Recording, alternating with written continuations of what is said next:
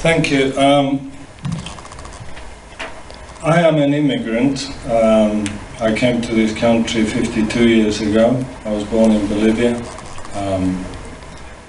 And I therefore, one of the first things I want to distinguish is between, because it's much confused, the word immigration and the free movement of labor. An immigrant is a person who throws their lot with the country they move to. And therefore they put a stake in its future, in that society. Free movement of labor is the freedom of employers throughout Europe to move labor, to undermine conditions, wages and agreements to the benefit of the employers.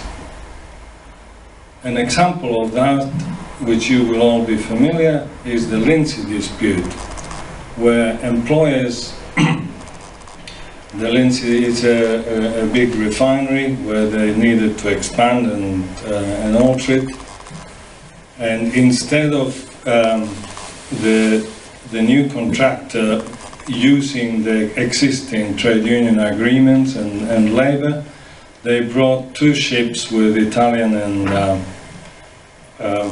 Portuguese workers using the Posted Workers Directive.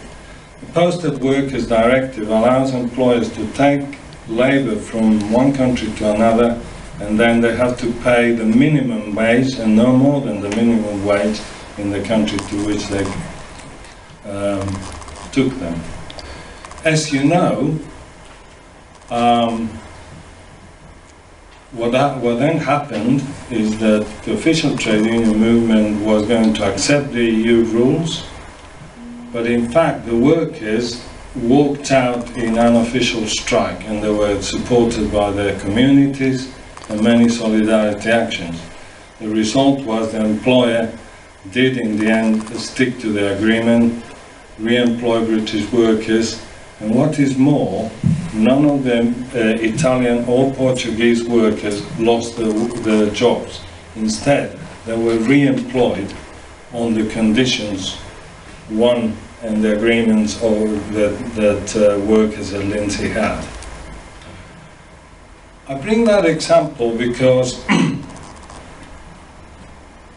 the main reason that I believe these centers about, and I can discuss the question of trade and peace and so on, but to me the core issue is democracy. I have faith in British democracy, not that it's perfect, but it fulfills the dictums of, for example, Tony Benn, who asked the question, can I remove them? Well, we cannot remove commissioners who dictate what will happen. And the other thing is that whatever we decide affects us. So it's not very well anybody deciding what should happen to Portuguese workers if we don't have to suffer it. A democracy has to be one where one's decisions have consequences that we live to.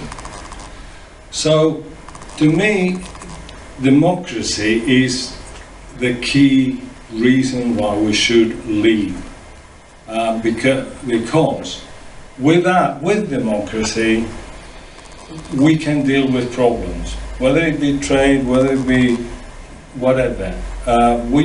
I have faith that as a people, we can deal with whatever the future throws at us. Without it, relying on some external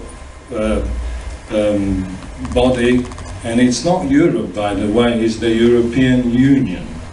Britain cannot leave Europe, it's a geographical impossibility. What we are leaving is the European Union, and the European Union is an institution with a constitution based on the needs of capitalism and mainly of the large corporations. not of any firms, of the large corporations. That's why Obama is all in favour of Britain staying in. That's who he represents. That's why all sorts of the IMF and the World Bank and all sorts of other capitalist, internationalist, pro-corporate organisations do not want to leave Britain to leave, because they are after keeping their structures, their imperialist structures.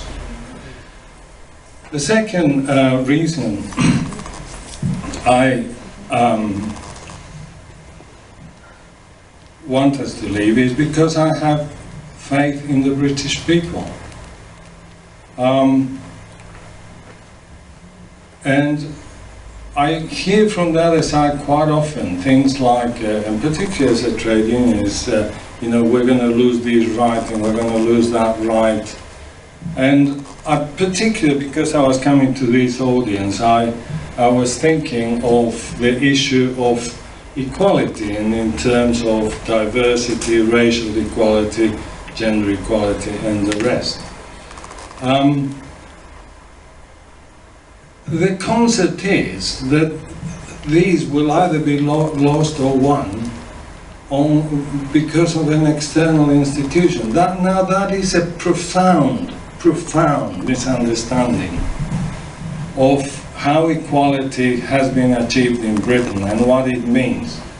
Of course, our Parliament has passed laws that have enshrined certain rights, and of course the EU has passed under the laws and social Europe, things like that. But the main profound thing is that the changes are cultural and have been won in a change of the people in Britain. When I first came to Britain, I lived for a time in Notting Hill Gate, and at that time, in that place there was a lot of Afro-Caribbean people there, and at that time there was quite open racism. I mean, racism, inequality and so on was something that existed. It was quite widespread, but it was challenged, and it was challenged not only by those people but by many more. And it's been the struggles of millions, literally millions of British people of all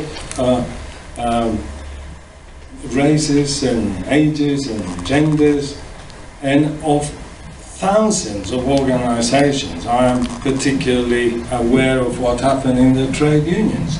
I mean, within new unions, there was continuous debate about how we should represent people, how representative committees were, whether there was sufficient diversity, whether everybody was, and these were big debates which have gradually changed, so that the changes that we have achieved, and we were by no means a perfect society, are profound, and are changes in the people.